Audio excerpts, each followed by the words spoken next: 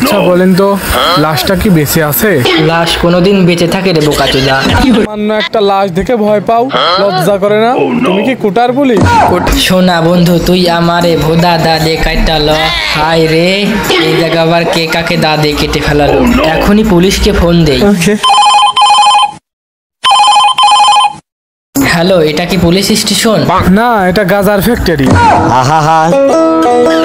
আমি পারি না।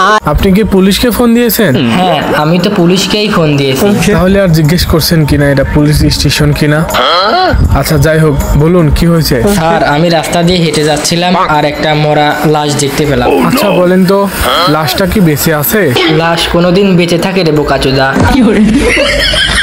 আচ্ছা আপনি ওখানেই থাকেন, আমরা এখনই আসতেছি। কনস্টেবল পটল, এই পটলের বাচ্চা, স্যার আমাকে ডাকছেন? কোথায় থাকো পটল তুমি? তোমার তো দেখাই যায় না। স্যার আমি তো কাজে ছিলাম। তুমি আর গল্প মারায়ও না, তোমার তো কাজই একটা, খালি পেট ভরে খাওয়া আর শাড়ি ভরে হাগা। স্যার এই মাত্র 31টা পরোটা খেলাম, আরো খাবো, কিন্তু আপনি ডাকলেন তাই চলে আসলাম। সেটা আমি ভালো করেই জানি, তোমার পেট না, একটা কুয়া।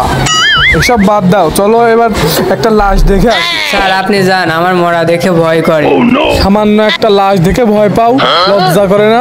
তুমি কি কুটার পুলিশ? কোটা নিয়ে খোটা দেবেন না তো স্যার, চলেন যাই।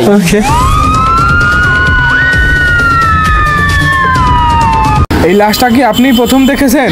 আমি আর আমার বন্ধু দেখেছিলাম। তো আপনার সেই বন্ধুটা কোথায়? লাশ দেখে আমার বন্ধু ভয়ে মুতে ফেলেছে, তাই সে বাড়ি চলে গেছে। তো লাশটা আপনাদের চোখেই প্রথম পড়লো কেন? শুধু আমাদের সাথে চোখ আছে, তাই আমরাই দেখেছি, আর বাকিরা সবাই অন্ধ তো। এই পটল, এই লোকটা তো দেখতেছি আমার থেকে বেশি তেরা। স্যার ইনি মনে হয় আপনার সৎ ভাই। তুমি আর পেশাল পেরো না পটল, আমার মন মেজাজ কিন্তু ভালো নেই।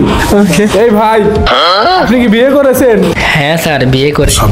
বুঝলে পটল, এই লোকটা বিয়ে করছে তার মানে কি? কি স্যার? এই লোকটা বিয়ে করছে তার মানে এই লোকটার একটা বউ আছে। আমার মনে হয় কল আসছে, কথা বলে নেই। হ্যালো, এখন কোথায় তুমি?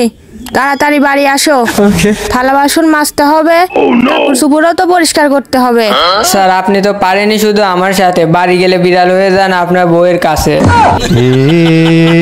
কি হুয়া, হুকা হুয়া,